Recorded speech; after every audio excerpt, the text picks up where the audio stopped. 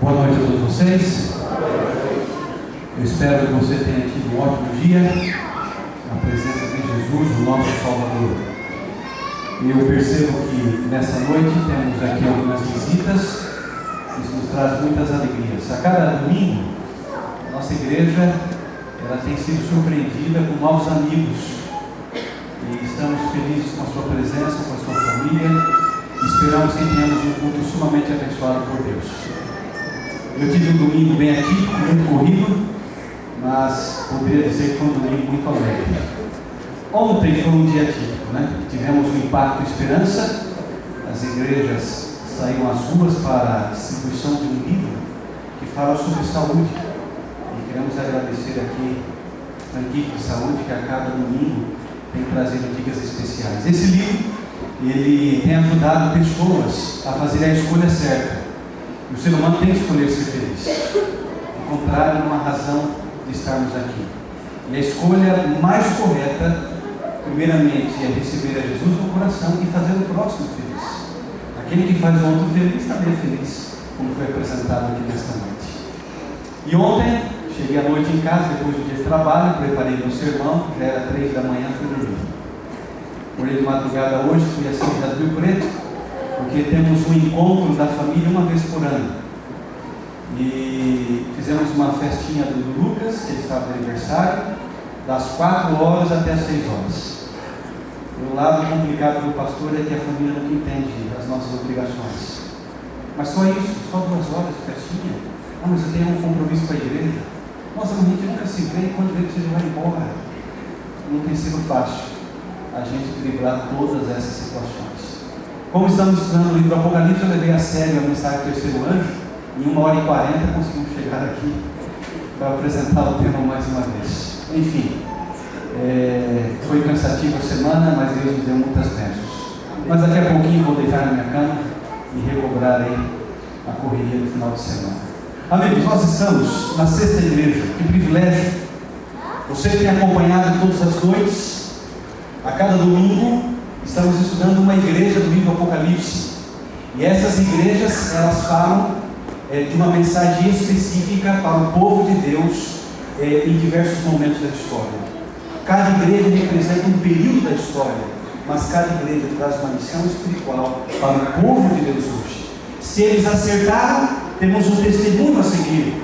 Se eles erraram, podemos observar os erros e não repeti-los novamente. E é por essa razão que esta mensagem das 7 igrejas, elas foram deixadas por Deus a cada um de nós. Todas elas estavam situadas na Ásia Menor, e a 6ª igreja não era diferente, a igreja de Filadélfia. Hoje é um pequeno vilarejo, muito pequeno. Poucas pessoas moram ali. E o nome é Alacir. Se é assim que se pronuncia, não sei. Mas pelo menos é assim como se vê aqui no nosso famoso português. Um vilarejo pequeno. Já foi um grande local, um grande comércio, um grande centro religioso. Mas esta cidade sofreu muitos terremotos, sofreu muitas catástrofes, e por essa razão ela perdeu a sua pompa e o seu poder. O período da igreja de hoje, Filadélfia, vai do ano 1755 a 1844. Alguns outros teólogos sugerem que o período de Filadélfia é 1798 a 1844. Porém, o término desse período, todos eles concordam, é 1844, e daqui a pouquinho eu vou explicar para você. Qual é o significado do nome Filadélfia? Comentário bíblico adventista, no volume 7, página 104, diz que ela foi fundada em 150 a.C. e o significado, amor fraternal. Filadélfia, amor fraternal. É como se fosse o amor de irmão, um amor que envolve uma verdadeira amizade e um compromisso. E é interessante que na história de Filadélfia isso aparece. O pastor Mark Finney, em seu pequeno livrinho chamado Cartas para uma Ilha Solitária, ele diz assim: Átalo de Pérgamo fundou Filadélfia, e ele batizou de Filadélfia como prova de lealdade a Eumenes II, seu irmão mais velho, que precedeu como rei de Pérgamo. Esse foi um gesto diferente, não muito comum na história, não muito praticado, por uma única razão. Naquela época, parentes da realeza costumavam ser assassinados para evitar batalhas pelo trono. Mas isso não aconteceu. Houve uma grande amizade entre esses dois irmãos. Como era a religião em Filadélfia? Champlin, em seu comentário, diz que Filadélfia estava imersa em idolatria. E ela era famosa porque havia muitos templos. Ela era conhecida como a cidade parecidíssima com Atenas, uma mini Atenas.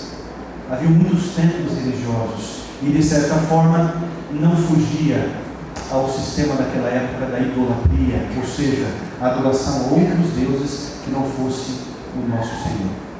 O autor, a carta de Filadélfia, apresenta em Apocalipse capítulo 3, verso 7: Isso diz o que é santo e o que é verdadeiro, o que tem a chave de Davi. Como símbolo de autoridade, se alguém tem uma chave, esta pessoa ela tem condições de abrir e fechar o quê? Uma porta. Grave isso, hein? Daqui a pouquinho nós vamos conversar a respeito de porta. Quantos tem uma chave aí? Todos têm? É a chave do carro, é a chave da porta. E se existe chave, é porque existe porta. E elas são usadas ou para fechar ou para abrir. A Bíblia diz que o autor da carta é santo. Somente um é santo. Jesus Cristo é santo. Deus é santo. E ele tem a chave de Davi. Ou seja, uma porta deveria ser aberta. Há um elogio a essa igreja? Sim. Assim como outras que estamos estudando. Abra sua Bíblia em Apocalipse capítulo 3, versículo 8. Caso você não trouxe a sua Bíblia, você poderá acompanhar comigo no telão. Nós vamos projetar aqui a nova versão internacional. Apocalipse capítulo 3, versículo 8, lemos assim: Conheço as tuas obras. Quando Cristo diz assim, conheço as tuas obras, é sinal que nada passa desapercebido aos seus olhos. Tudo que acontece na sua vida, tudo que acontece no povo de Deus, tudo que acontece na igreja de Deus, Ele conhece, Ele sabe todas as coisas. Então Ele diz, conheço as tuas obras, e eis que diante de ti eu pus o quê? Uma porta aberta. Se ela está aberta, alguém tem uma chave, alguém abriu esta porta. Eis que põe diante de ti uma porta aberta. E olha que interessante, gente, ninguém pode fechar. Tendo pouca força, guardaste a minha palavra e não negaste o meu nome. Cristo sabia que Filadélfia era um povo fraco, era um povo com dificuldades, mas Ele colocou uma porta aberta e ninguém poderia fechar. O que isso significa? Se você se sente intimidado, procure uma porta aberta. Se você se sente isolado, procure uma porta aberta. Se você se sente fraco, procure uma porta aberta. Em outras palavras, pare de olhar para o problema. Cristo tem uma saída. Olhe para uma porta, ela está aberta.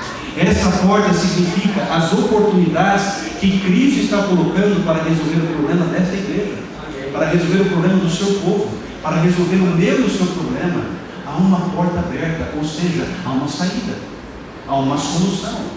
E nós descobriremos nessa noite que porta era essa. Primeiro, essa porta ela traz um significado muito interessante.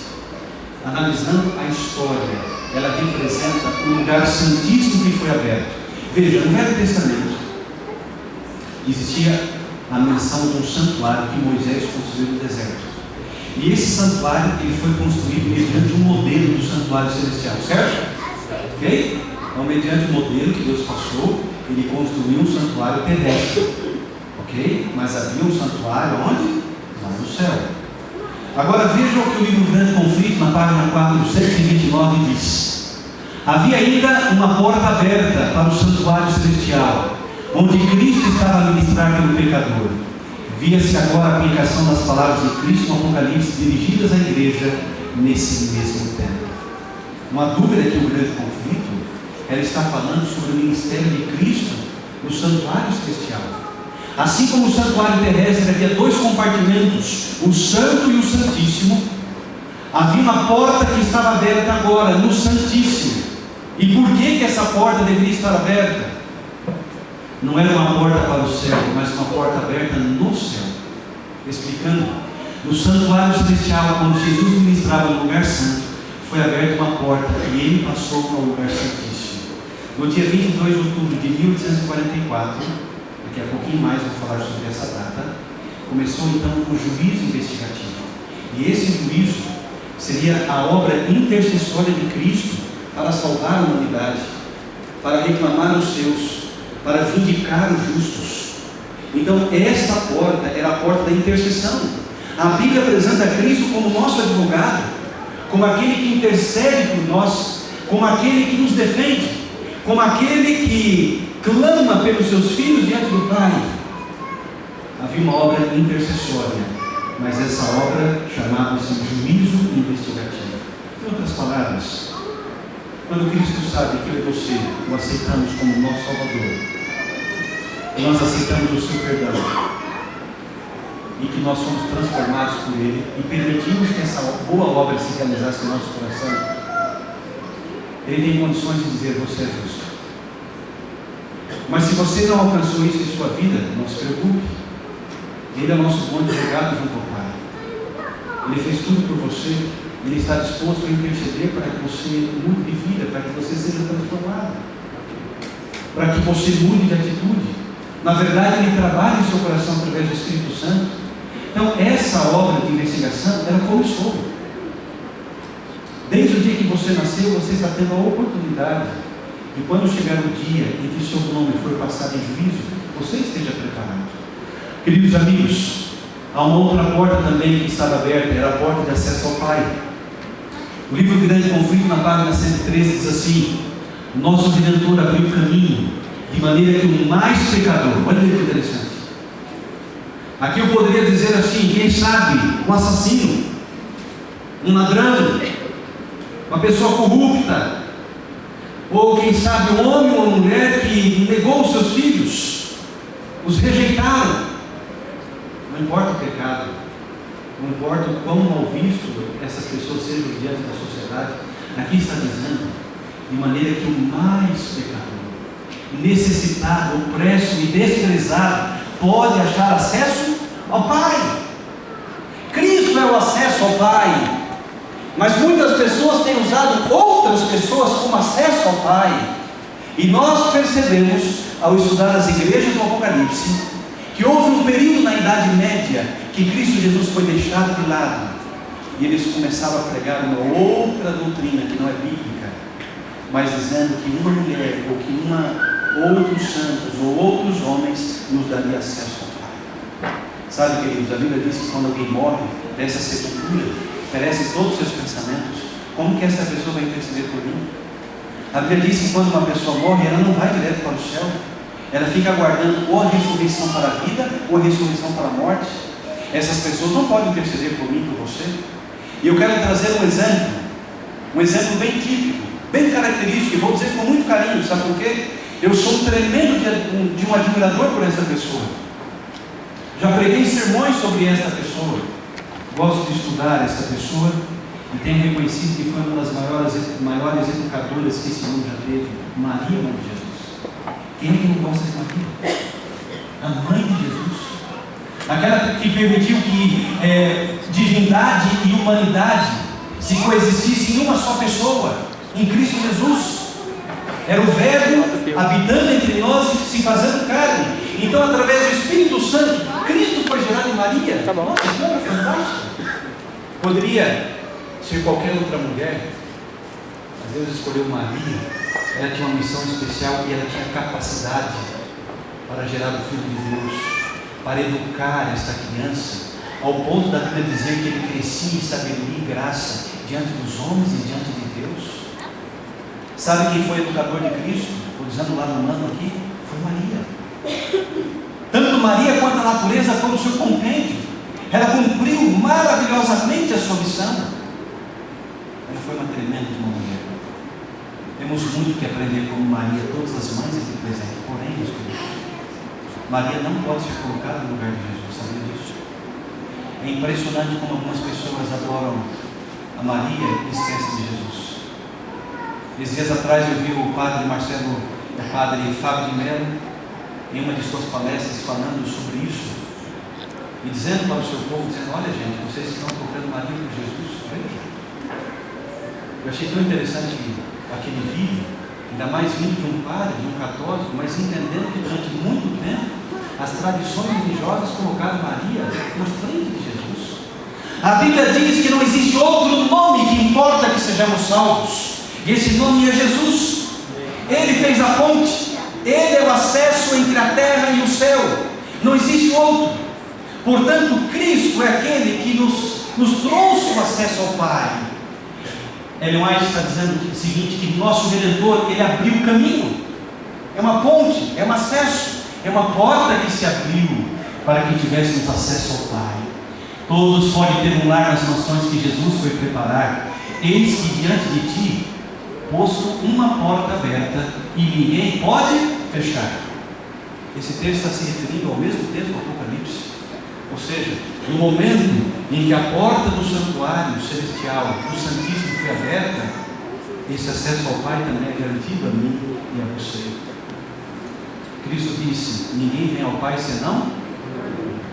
Amigos, por que nós oramos em nome de Jesus? É muito simples. Porque quando oramos em nome de Jesus, amém, estamos dizendo é através de Cristo que temos esse acesso. Ele é a ponte, Ele é o caminho, Ele é o intercessor. Ok? Então Cristo abriu acesso ao Pai. Um outro detalhe dessa porta é que essa porta era uma porta aberta para o conhecimento da luz e da verdade. Um outro texto, Testemunhos para Ministros, página 107.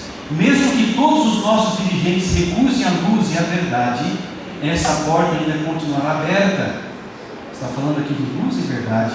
O Senhor suscitará homens que darão ao povo a mensagem para esse tempo. Amigos, havia necessidade de uma mensagem presente naquela época em Filadélfia. Lembra que eu falei para vocês da reforma?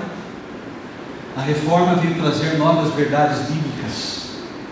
Traduções da Bíblia foram colocadas na mão do povo. As tradições religiosas começaram a ser quebradas, mas infelizmente logo depois veio a contra-reforma. O trabalho que Martinho Lutero e tantos outros começaram a fazer, infelizmente voltou e caiu por terra. A religião estava voltando novamente às suas tradições, e aquele princípio da salvação pela fé já estava ficando esquecido. Havia uma necessidade da luz e da verdade ser pregada, e se não houvesse uma porta aberta, como isso ia acontecer? É por isso que essa porta, ela pode simbolizar também a porta da oportunidade missionária, de se pregar essa verdade, de se pregar essa luz. A porta missionária que permaneceu fechada durante muitos anos, ela seria aberta. Durante a Idade Média, as pessoas não tinham acesso à palavra de Deus. Quantos foram mortos? Quantos foram martirizados por não negar o nome de Jesus? Quantos, por defender uma verdade, foram perseguidos? Eu falei para vocês que os valdenses, Pedro Valdo, foi o fundador desse grupo, eles subiam nos Alpes, nas montanhas, se escondiam nas pedras, nas rochas, e ali escreviam pequenas porções da Bíblia, e colocavam atrás das suas roupas como uma espécie de colete. E a palavra colportar do francês, significa carregar, e hoje usamos esse termo colportagem para aquele que vende livros, mas eles carregavam em suas costas porções da Bíblia. Quando chegava no comércio e via alguém sedento da palavra de Deus, tirava aquelas porções e presenteava essas pessoas. Porém, se essas pessoas dedurassem esses homens, eles eram mortos. Quantos foram sacrificados por causa da verdade? Quantos foram mortos por defender a palavra de Deus? Quantos foram condenados como hereges? Então veja, essa porta que ficou fechada pela perseguição da igreja de Roma, agora ela deveria ser aberta. Deus tinha um plano para restaurar a verdade. E o final do século XVIII devia testemunhar a inauguração de um dos mais poderosos movimentos que o mundo já viu. O esforço dos poderes da cristandade em enviar mensageiros para a evangelização do mundo, semeando a palavra de Deus a todos que se achavam na escuridão. Nós estamos falando de um retorno à verdade, de um regresso à verdade, mas não de uma forma tímida, mas um avanço dessa verdade foi tremendo. Deixa eu usar um exemplo aqui para você. Alguns de vocês já ouviram falar sobre esse personagem, David Livingstone, um dos missionários de grande destaque durante esse período. Ele trabalhou evangelizando principalmente a África. E certa vez a história conta que um grupo da aldeia observou David Livingstone ao lado da sua cama, ajoelhado em posição de oração, e disseram: não vamos incomodá-lo. Mas muitas horas se passaram, viram que ele estava na mesma posição. Ao que descobriram finalmente que ele havia morrido de joelhos orando ao Senhor. Esse homem foi um verdadeiro missionário. A sua história de vida é surpreendente. Sabe o que eles fizeram naquela aldeia? Depois de morto, tiraram o seu coração e enterraram debaixo de uma árvore. E agora eles disseram: o coração de Livingstone jaz na África e seu corpo descansa na Inglaterra, mas a sua influência continua para sempre. Amém? O grande pregador da palavra, ele não foi o único. Tantos outros fizeram o mesmo. Foi um momento em que as sociedades bíblicas começaram a aparecer. Foi um momento em que a palavra de Deus começou a se esparramar pelo mundo, como folhas de outono. A mensagem de Deus ia se espalhando. Não houve repreensão para essa igreja. É interessante, né? Nós temos observado nas igrejas do Apocalipse uma repreensão de Deus. A esse grupo não houve repreensão. Mas qual foi a exortação? Apocalipse capítulo 3, verso 11. Eis que venho sem demora. Guarda o que tens, para que ninguém tome a tua coroa. Esta coroa simboliza a coroa da vida. Era comum naquela época o vencedor de uma corrida, de uma maratona, ganhar uma coroa. Na Grécia Antiga, eles ganhavam uma coroa de ouro. Era o símbolo da vitória. Mas essa coroa, ela murchava, se deteriorava e logo se acabava. Mas a coroa que Cristo está prometendo é uma coroa que durará por toda a eternidade. Não é feito de nenhum tipo de ramo, mas é a coroa da vida eterna, preparada para vir para você. Somente para os vencedores. Por isso que é imperioso, é imperativo vencer. Mas olha esta mensagem: eis que venho sem demora. Por que Cristo disse isso? Eis que venho sem demora. Houve um período da história em que este homem aqui, chamado Guilherme Miller, ou como os americanos dizem, William Miller, ele fez uma história de vida baseada na crença fundamental de que Cristo Jesus iria voltar. O movimento milerita até hoje ele é conhecido nos Estados Unidos como um dos maiores movimentos religiosos que a história já conheceu. Mas nem sempre foi assim. Esse homem, muito humilde, muito pobre, morava numa fazenda. O seu avô era um pastor batista que passou de geração em geração a educação religiosa. Ele foi aprender a ler quando tinha por volta de 9 anos. Entre 9 e 14 anos foi o período que ele estudou, só isso. E 3 vezes apenas por ano. Ele nasceu no dia 15 de fevereiro de 1782. Ele cresceu de maneira humilde. Mas a história conta que ele tinha uma sede por aprender, por ler. Então ele saía na vizinhança pegando vários livros emprestados para ler. Porque em casa ele tinha apenas a Bíblia e um outro pequeno livro.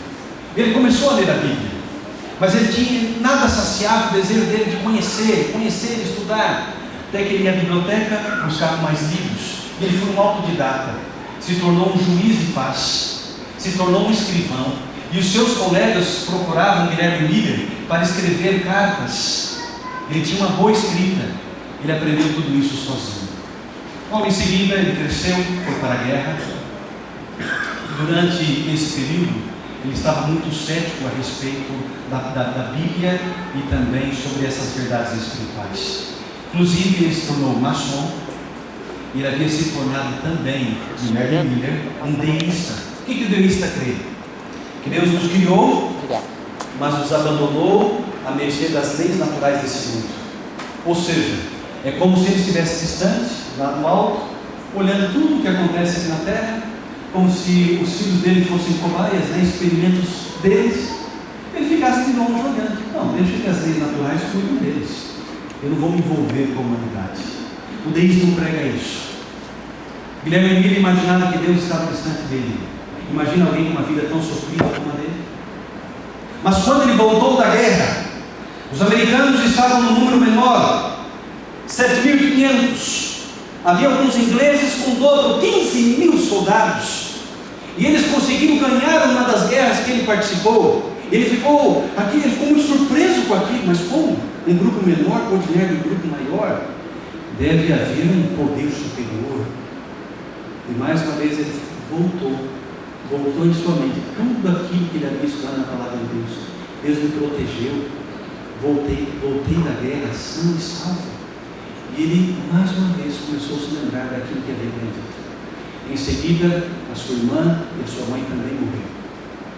E toda aquela reviravolta em sua vida, ele não encontrava sentido nos livros, a cada dia mais crescia a sua incredulidade, e ele voltou então a estudar a Bíblia. A sua mãe, ainda viva, o levava para a igreja, e quando ele percebia que havia uma pregação, ele assistia o culto.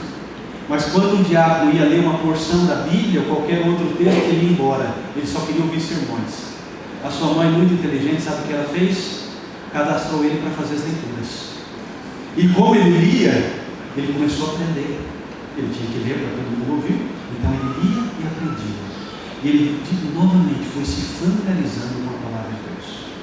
Um dia, ele fez um concerto com Deus. Senhor, eu estou estudando a Bíblia que Jesus vai voltar. Isso está mexendo com o meu coração. E eu não sei se eu deveria pregar isso para outras pessoas ou não. Quero fazer um plano contigo. Se alguém aparecer aqui na porta da minha casa e me convidar para pregar, eu vou entender que é um sinal de Deus para isso. Amigos, logo que ele acabou essa oração, um sobrinho bateu a porta da sua casa dizendo: ô tio, o pai está convidando você para pregar em determinada igreja. Nós sabemos que o senhor está estudando muito a Bíblia. E ele entendeu que aquele era um sinal de Deus. Quando ele chegou nessa igreja, ele pregou que Cristo ia voltar. E as pessoas começaram a ficar encantadas com essa mensagem. Ele, que era um fazendeiro, agora teve que dedicar tempo integral para a pregação da palavra. Só que as dificuldades financeiras começaram a aparecer, o dinheiro estava acabando, ele não tinha como pregar durante o dia, durante a noite, viajar. Como ele queria comer, se vestir, cuidar da sua família? Ele teve 8 filhos. Mas ele fez um plano com Deus, toda a provisão, ou seja, toda a dádiva, vinha do alto e ia sustentar esse verdadeiro servo. Amigos, por onde ele passou, o movimento milerita, ele começou a agrupar milhares e milhares de pessoas com a seguinte mensagem: Cristo vai voltar. Lembra que nós acabamos de ler na carta de Filadélfia? Eis que venho sem demora. O grande problema é que Guilherme Miller, ele teve uma interpretação errada das Escrituras. Ele marcou uma data para a volta de Cristo. Ao estudar o livro de Daniel, ele viu a profecia das 2.300 tardes e manhãs. E ao fazer o primeiro cálculo, ele imaginou que Cristo voltaria em 1843. Depois, percebendo que Cristo não voltou em 1843, ele fez um novo cálculo. Ele entendeu que não dá para subtrair anos de datas e chegou à conclusão: peraí, eu errei por um ano. Se o livro de Daniel diz: e dada a ordem da saída para restaurar Jerusalém, o texto continua: opa, isso foi no ano 457, ele fez a conta e chegou à conclusão: 22 de outubro de 1844, Cristo vai voltar. Essa era a grande mensagem que ele pregou. No ano de 1831, ele já estava pregando sobre isso. Passaram-se aproximadamente um pouco mais de uma década e ele continuava pregando sobre isso. A mensagem da volta de Cristo era tão doce, que no livro do Apocalipse, no capítulo, deixa eu ver se eu lembro agora, no livro de Apocalipse, no capítulo 10, lembrei, versículo 8, diz assim: a voz que ouvi vinda do céu estava de novo falando comigo, dizendo: vai como um livro que se acha perto, na mão do anjo em pé sobre o mar e sobre a terra. Fui, pois, ao anjo, dizendo-lhe que me desse o livrinho. Então ele me falou: toma-o e devora. Certamente será amargo ao teu estômago, mas na tua boca doce como mel. Você sabe o que era doce? Você sabe o que significa esse livro? Esse livro é aquilo que Daniel disse, que o livro seria selado até o tempo do fim. Lembra que está em Daniel capítulo 12? Por que esta mensagem ela seria doce na boca? Sabe por quê? Quem é que não queria ver Jesus voltar? Essa mensagem era doce, era uma mensagem de esperança, era a mensagem do dia do reencontro com os entes queridos, era a mensagem que dizia que Cristo voltaria e moraríamos com Ele para todo sempre. Porém, João disse assim: e Ele será amargo no teu estômago. Na boca é doce, mas quando você digerir esse livro, ele será marco. Amigos, aqui no livro de Daniel, ele foi selado até o tempo do fim esta mensagem. Cristo Jesus não voltou em 22 de outubro de 1844. A esperança era tão grande, que os pregadores e adeptos, assim como William Miller, saíam para pregar e não estavam mais preocupados com a sua condição física ou com a sua saúde. Há uma história interessante que diz que a família Fitch estava preocupada com o seu esposo, a senhora Fitch. Ele estava com pneumonia, problemas respiratórios, e era um período muito frio. Ele saiu para pregar e ele disse assim: não se preocupe, se eu não retornar, em 22 de outubro nós vamos nos encontrar. Amigos, aquele homem começou a batizar as pessoas nas águas geladas, e ele foi fazendo esse trabalho por um ano passado. Não estava preocupado com a sua vida terrestre, porque ele sabia que havia uma nova vida, que Deus estava preparando para ele, a vida eterna lá no céu. Ele trabalhou incansavelmente, mas um pouco antes da volta de Cristo, que eles imaginavam que seria 22 de outubro de 1844, o pastor Fitch veio a falecer. Mas a senhora Fitch não entrou em desespero. Ela consolou seus filhos dizendo: filhos, nós vamos encontrar com o papai no dia 22 de outubro de 1844. Esse vai ser um grande encontro, vai ser um grande dia. Só que como Cristo não voltou em 22 de outubro de 1844, aquela mensagem do livro que seria doce na boca se tornou o quê? Amarga. Cristo não veio, e agora? Eles erraram, porque a Bíblia diz que ninguém sabe o dia e a hora, mesmo não tendo uma compreensão correta a respeito do tempo. William Miller chamou a atenção do mundo inteiro para o fato que é verdadeiro: Cristo vai voltar. Não em 22 de outubro, porque em 22 de outubro começaria a obra do juiz investigativo, e Deus permitiu que um fazendeiro chamado Ian Edson, que estava caminhando no meio do milharal, recebesse uma revelação. Quando ele olhou para o alto, ele viu Cristo passando do lugar santo para o Santíssimo. Ele procurou essas pessoas dizendo: eu tenho a interpretação correta, nós erramos. O final das 2.300 cartas de manhã que fala que o santuário seria purificado não tem nada a ver com a volta de Cristo, mas o começo do juízo investigativo profetizado na Bíblia. E na Edson então esparramou essa mensagem. Eles compreenderam: erramos, mas não perderam a esperança. Eles continuaram acreditando que Cristo ia voltar. É por essa razão que a mensagem de Filadélfia é: eis que vem o Senhor agora. Calma, não se preocupem, eu vou voltar. Vocês vão errar com a data, vocês vão marcar uma data errada para a volta de Cristo, vocês vão se decepcionar, essa mensagem será amarga ao seu estômago, mas eis que vem o Senhor agora. E comigo está o quê? A coroa da vida. Eu vou dar para vocês, mas eis que vem o Senhor agora. É por essa razão que Cristo se dirigiu dessa maneira ao William Miller. Eu tive o privilégio de ir ao Hampton, no estado de New York, conhecer a primeira igreja, conforme você está vendo na foto aqui. Esta é a primeira igreja do movimento milerita, uma igreja pequena, né? Se você caminhar um pouquinho aqui à esquerda, onde está aqui o laser, fica a casa de William Miller. Nos fundos ficava um galpão, onde ele era um fazendeiro, ele guardava suas ferramentas de trabalho, e foi nessa pequena igreja que ele resolveu construir no pátio da sua fazenda, que ele preparou inúmeros sermões sobre a volta de Cristo. Vocês estão vendo essa pedra? Esta é chamada Pedra da Ascensão. Ela ficava nos fundos da casa de William Miller. Foi nesse local que milhares de pessoas, no dia 22 de outubro de 1844, esperaram o clamor da meia-noite, esperaram o momento em que Cristo Jesus ia voltar. Eu me recordo que eu arranquei um pedaço dessa pedra e coloquei na minha mala, trazer para o Brasil. Eu acho que alguém da alfândega arrancou essa pedra da minha mala, por isso que eu não trouxe para mostrar para você. Travei as minhas unhas assim, falei: vou levar uma recordação dessa pedra, porque faz parte da história do povo milerita.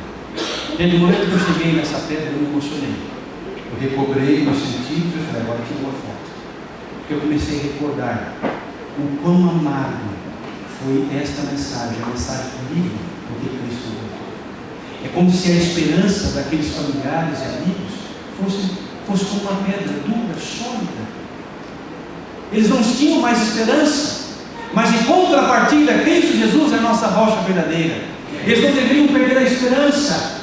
Eles voltaram para suas casas, voltaram a estudar as Sagradas Escrituras, e com a ajuda de Irã Edson, eles compreenderam que Cristo não poderia voltar mesmo 22 de outubro de 1844.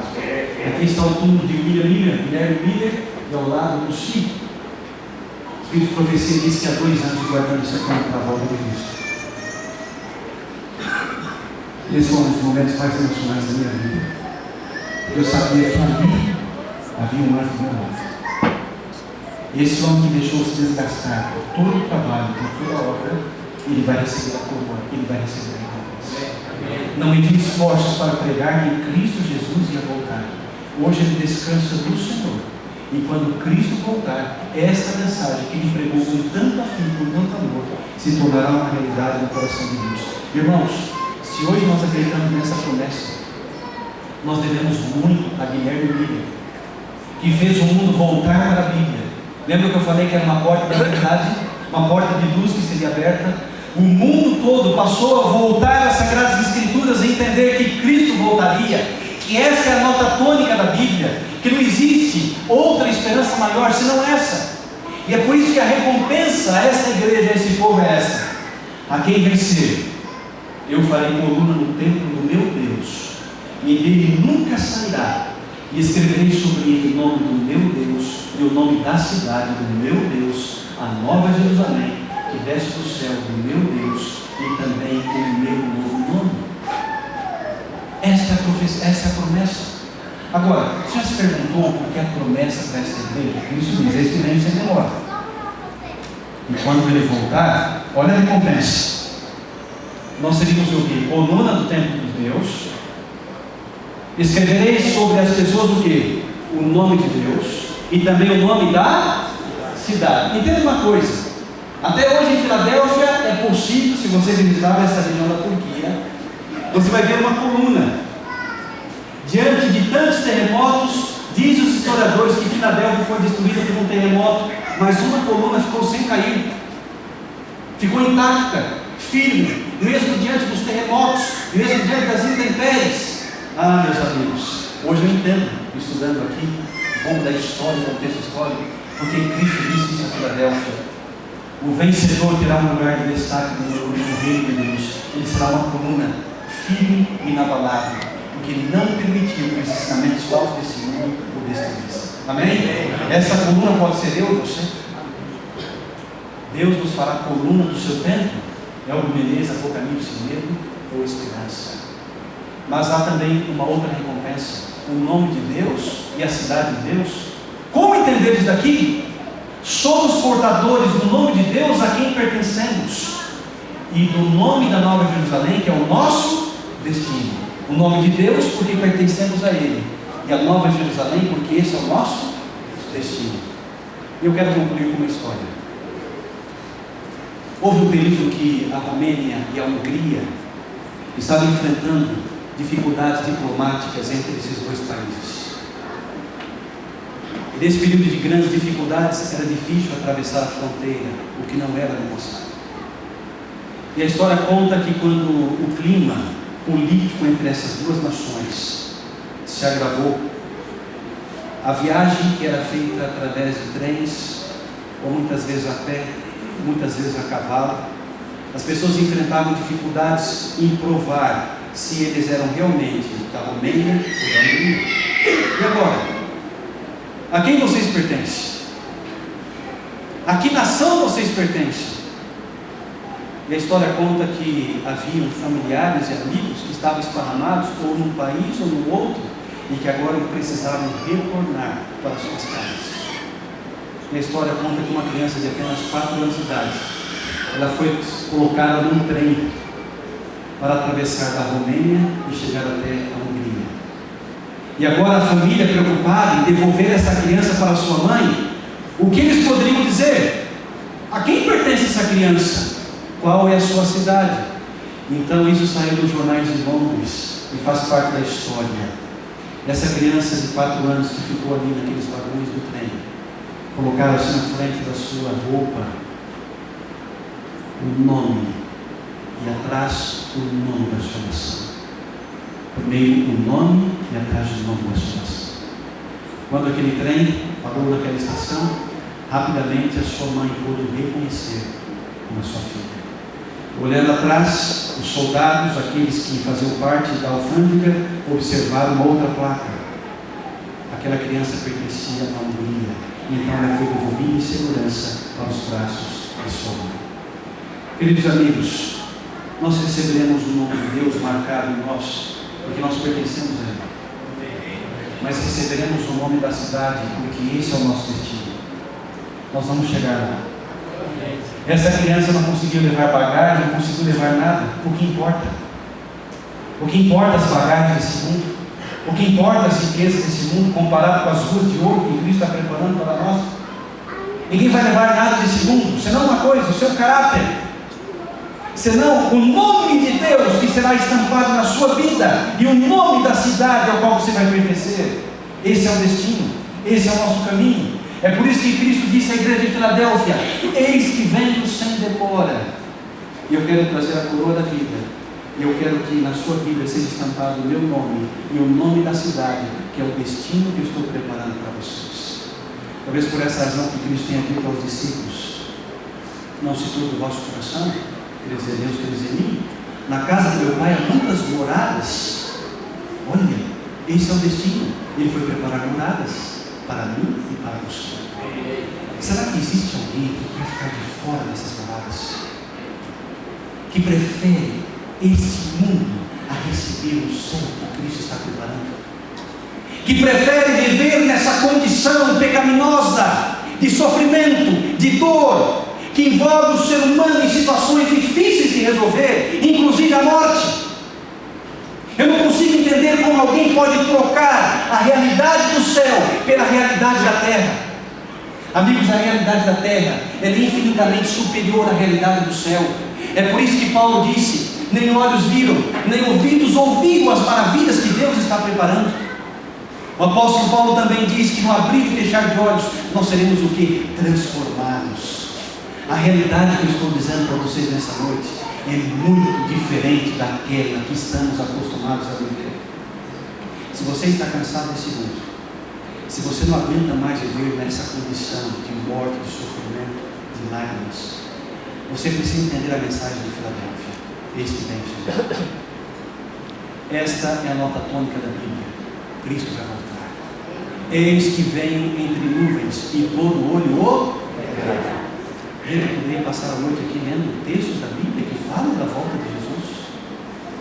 Mas a mensagem de Filadélfia é: ao vencedor, somente os vencedores receberão a coroa da vida.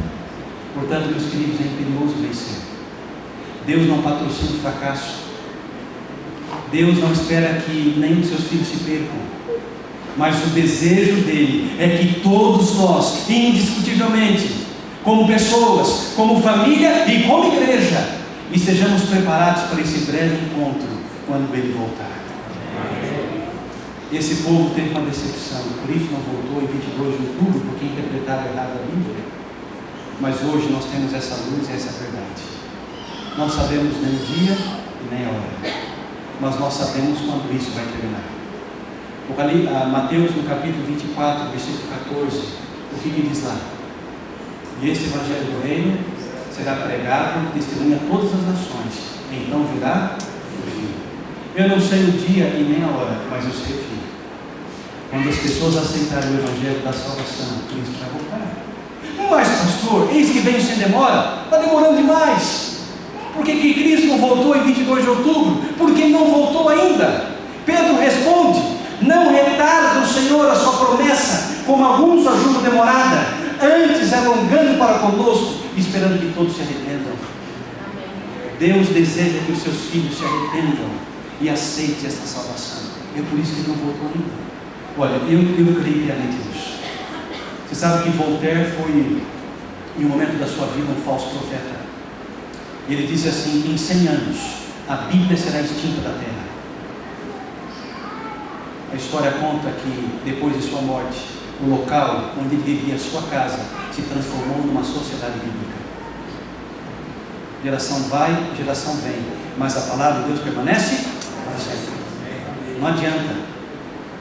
Muitos tentaram silenciar a palavra de Deus e essa verdade, não conseguiram. Queira você aceitar esta mensagem ou não nesta noite, Jesus vai voltar. Se todas as profecias aconteceram ao pé da letra, essa última também vai acontecer, Cristo vai voltar. Quando nós acreditamos, irmãos, nessa promessa, não é nada que tire o foco da nossa vida. O ser humano sofre, ele chora, mas não se desespera. Sabe por quê? Ele tem uma esperança em seu coração. Nunca a igreja adventista falou tanto sobre esperança. Todos os anos, os nossos livros que distribuímos no Impacto Esperança tem alguma coisa com esperança. E esse ano, Viva com Esperança. Só a região da Paulista Oeste foram 500 mil. Eu conheço um povo que acredita nessa esperança. Eu conheço uma igreja que nasceu das cinzas da decepção, que percebeu que Cristo Jesus não voltaria em 22 de outubro, mas que jamais perdeu a sua fé. Se hoje, esse grupo chamado Adventistas, que significa advento, que significa há de vir, que significa que Cristo há de voltar, o meu sincero desejo é que este povo não perca jamais essa esperança, que possamos pregar sobre isso, que possamos viver esta mensagem, que possamos aguardar ansiosamente o dia da volta do Senhor Jesus. Quantos nessa noite gostariam de dizer: Cristo Jesus, eu quero viver esta mensagem e eu quero me preparar para o dia estar contigo no céu? Quantos pais nessa noite gostariam de dizer: querido Deus, eu quero reencontrar os meus filhos que já morreram lá no céu? Quantos filhos nessa noite gostariam de dizer: eu quero encontrar papai e mamãe lá no céu? E quantos gostariam de dizer: eu quero encontrar Jesus, o meu Salvador, face a face lá no céu? Quantos gostariam? Deus abençoe a sua decisão. Prepare-se para isso, porque Jesus vai voltar. Eu tenho uma certeza no meu coração, uma certeza plena, e eu vou estar lá naquele dia. E espero que você tenha essa certeza também na sua vida e em seu coração. É meu sincero desejo de oração. Amém.